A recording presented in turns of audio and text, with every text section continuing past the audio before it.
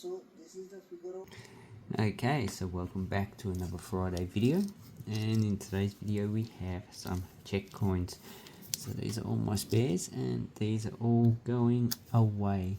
So basically what I have here, and I'm going to sell them as a bulk lot, is a whole pile of current circulating Czech Republic 5 korun coins. And these ones, they're all nickel plated steel. And this depicts Charles Bridge, which is across the Vltava River, and it doesn't really matter. These are all they're all in circulated condition. So, and the exchange rate in Australian dollars is 33 cents. So, in here we have the coat of arms, and the country's name is Czech Republic. I like that. It's better than Czechia. What the hell's Czechia? So, the interesting thing is that doubling on the coin. So, yeah, it looks like maybe not. Maybe it's just the way it's been designed and a reflection of light. Anyway, you can see that one. Yeah, so you need to check for doubling on all these coins and see if, and you often do. Looks like the dating is probably going to be the place you can look for doubling. So it looks pretty, I would say that's probably the first place it's going to get damaged. There's just something about it.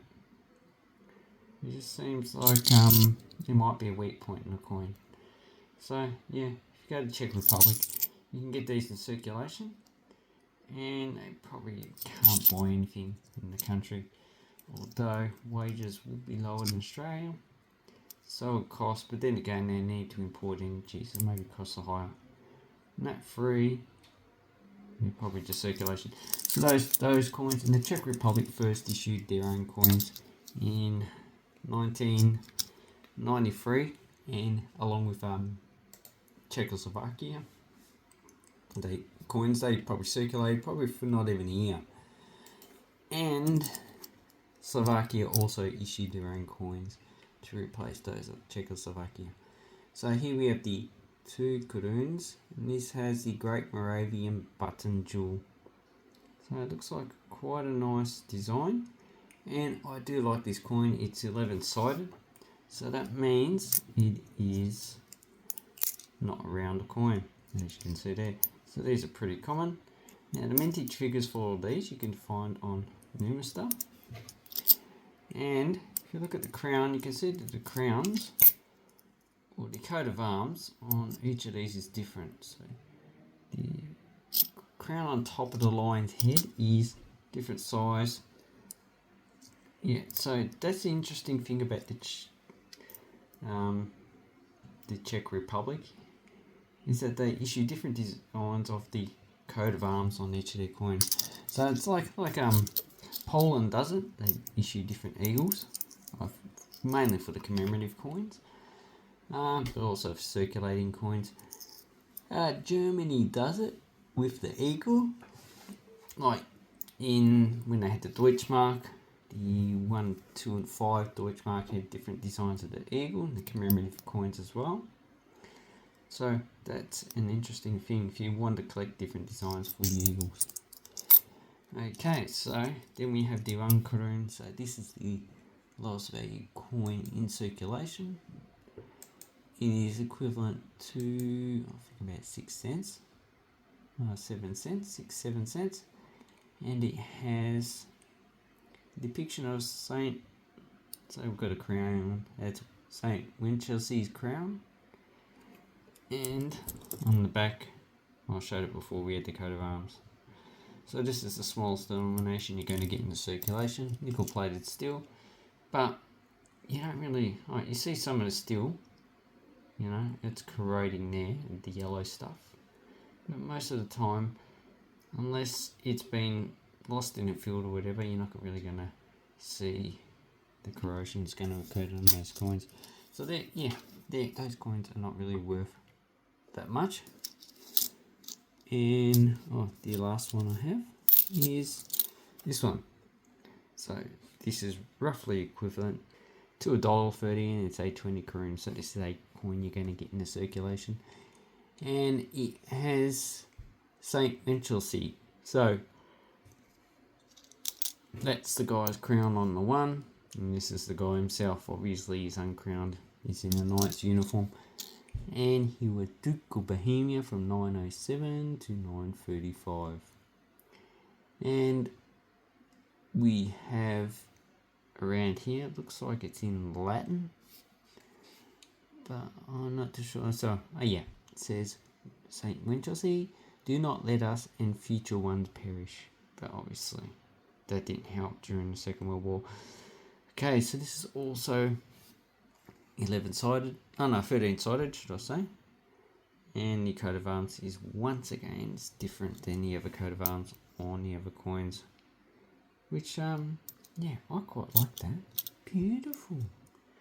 And, once again, if you're collecting Czech form coins for coat of arms, then you need to get a whole set of these. And this one is the first year of issue, 1993. So that had a mintage of 55 million. Shouldn't be hard to get. But the next high mintage was 99 with 26 million. 2002, 20 million. So not too many coin dates have a high mintage. And then they didn't mint coins for 10 years. So 2012, only 15 million. So I think the population in Czech Republic is like 5 or 6 million. And the last big mintage was 2020 with 34.6 million. So really, that's a nice coin. So Czech Republic, you've done yourself a surface. So then we have the Czech coins, so the Czechoslovakian coins. And we have the older issued, so these ones are issued up until 1948. And those ones were, up until 1938 were the ones before the Second World War. And then we have the issue after the Second World War from roughly 1946 to 52. So that's these coins here. So let's have a look at the older coins first. So in the top row, we have the older coins. So these are issued before the Second World War. And we got the 10, 20 Heliru and the 1 Korun. And the bottom is the ones issued after the Second World War. So in 1945, these ones were still legal tender. They circulated along with the Bohemian Moravian coins and the Slovakian coins, although those ones were quickly replaced. And I wouldn't be surprised if these were minted as a frozen date after the Second World War, but I don't have any evidence of that. So the 10 Holeru has the Charles Bridge, which they currently issue on the 5 Korun, and this one's dated 1937. You can see the coat of arms is a bit different. So did they issue the same coat of arms for each denomination in this period? And yeah, it looks like they did. Actually no, that looks a bit different. Okay, the nails on the line definitely different. Let's have a look at the 1 Korun. Okay, so that one, yeah, so there's slight differences, but there's not too much. Okay, so the 10 Korun 1937 had mintage of 20,000,000, but as the country ceased to exist in 1938, these wouldn't have circulated for that long. Probably in 1940 or 41, most of these would have been out of circulation as they were replaced by the respective coins. Then we have the 20, and as you can see, it just has wheat. So we have a 1928, so that had a mintage of 14 million, and as you can see, it's in probably fine condition. Then we have 1937, and that had a mintage of 8.2 million. So really, that's not really a high mintage, and these are not reeded, and the metal is copper nickel. So, and they're 3.3 grams, 20 millimeters. So these are quite nice. But the coin I like is this one, the 1 Korun. And who designed this coin? Ottokar Spaniel. I believe he done some coins during the Second World War as well. So this one's 1930. So the key date you want for this one is, they're all pretty common. 1937, 3.8 million. 1930, yeah, this one's 5 million. Not really a high mintage, but in this condition, which is very fine, probably about $5 to $10. And this side has a maiden, and she's pretending that she is playing soccer. Oh, I feel sick. Oh, someone hurt me. I'm going to fall over. But she's got a weapon, she's got a sickle, and she's got wheat. And with sheaf and sickle, that's what it describes. So sheaf of wheat. And the coins after the Second World War, they just use the same designs. So this one is 1946. So they use the lion. So these two 20 Heliru coins, 948, 24.3 million. So not really a low mintage, but this one's pretty much mint state, and this one's pretty worn, so probably EF condition. And here's the other side of the coins. So they're quite nice. Then we don't have any other coins from that issue except for the 1 Korun. And the 1 Korun had a mintage of 88 million. So there's 2 date varieties, needless to say. So this one's pretty high grade. And what we're looking for 1946 is, if you look at Numstar, you can see, what we can see is we have a tall date and a low date. It's a bit hard to see from these images because they're not really that well taken.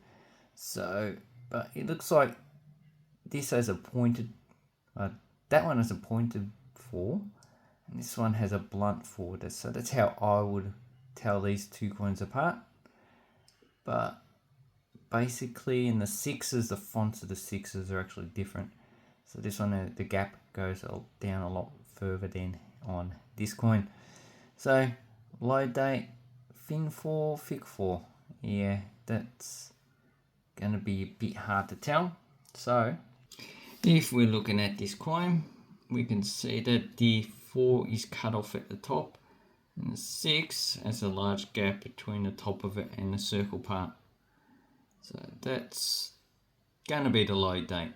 That's just the way I would classify this coin. So anyway, that's what you're looking for, 2 different varieties. Now I'm not too sure how common each of them are. Numstar doesn't separate them. 1947, you have 12 million. And the later coins in this series of the 1 Korun were aluminium. And there's also a 2 Korun, which is not as common, and you're probably paying a bit more money. Okay, so the next set I'm trying to get rid of, I'm going to sell these ones as sets, but this is the earlier version with the Communist coat of arms. So these are first issued in 1962, and there's various time periods in which these were issued. So the 1 Heliru was minted from 1962 to 86, although most years were not minted, and even the later ones are only minted in mint sets. This one was only minted for 62, 63. The 5 was minted 62 to 76, and then they changed the design. So the new design they issued had a bigger numeral, and also they reduced the size of the coin. Okay, then we have the 10 issue from 61 to 71. So obviously they issued that first. The 25, only 62 to 64. So they replaced this denomination in 1972 with this one here. So this smaller brass coin. And they also changed the design to be in line with the other aluminium coins that they issued. Okay, then we have the 50. So this was issued from 63 to 71. And before this date, they never had a 50 Hillary coin. Not in this series anyway. And then, once again, they changed the design in 1977. So between 1971 and 77, they didn't issue any in this denomination. And this one's a 91 coin with the Czechoslovak Federal Republic. So after it stopped being a communist republic. And as you can see, they changed the coat of arms as well. Okay, then we have the 1 korun. So that was first issued in 1957, and they issued it up until 1992. The 2 korun first issued in 1972 to 1992. The 3 was only issued between 1965 and 69. And it's a very interesting denomination. And 5 was issued from 1966 to 92. So this one I do quite like. It just has, looks like a rose with, it doesn't have a communist star on it. So the other coins have a star somewhere. So this has the star at the top and above the crowns. So that's the 5. And the 2 had, hammer and sickle in a flower-like pattern and the star in the middle. So that one's 1972. And the coat of arms had flames instead of Slovak shield, and it also has a star up of the lion. So what's the mintage of 1966? So first minted 1965, 15 million. 1966 was had included in the 1965. So we're not too sure what the mintages are for 1965 and 66 because they're combined at 15 million for the whole lot. 1968, 7 million. 1969, 10 million. And these were demonetized in 1972. So really, that's why sometimes you don't trust currency. Countries can issue coins and then they can just get rid of them. Okay, so then we go, I've got a whole bunch of these 2 koruns. Not really worth that much, but they're okay if you wanted to make jewelry or something out of them. Then I've got the communist coins once they change the design. Obviously, they only changed the design for the Hillary coins. The korun coins, they didn't change them, so that's another set there. Then we have, these are just the leftover coins. So that's that set. And there's 2 of each because, one's the communist coat of arms and one is the other one. And then there is the top one. So these are just leftovers. So the top one is the communist ones. And the bottom ones is the after the end of communism. And this is interesting in that it has the 10 korun, which are only issued after 1990. So that's nice. I actually quite like this coin, but I've already got one and I don't need 2. So, and this one had a mintage 10 million. These cost about $5 to $10 each. So they shouldn't be in. Really, they shouldn't be in that circulated condition because in 93 they were replaced. So they didn't. There really was no need to issue these. They should have just kept it as a banknote until they changed over, because in 1990 there's hints that they were going to end the actual country anyway. So that's basically the Czech coins and Czechoslovakian coins that I have that are spare, that if anyone wants them on the channel, that would be great. Just hit me up. There's an email, or you can leave a comment down below, and have an awesome coin and banknote collecting time. Anyway, thank you and goodbye.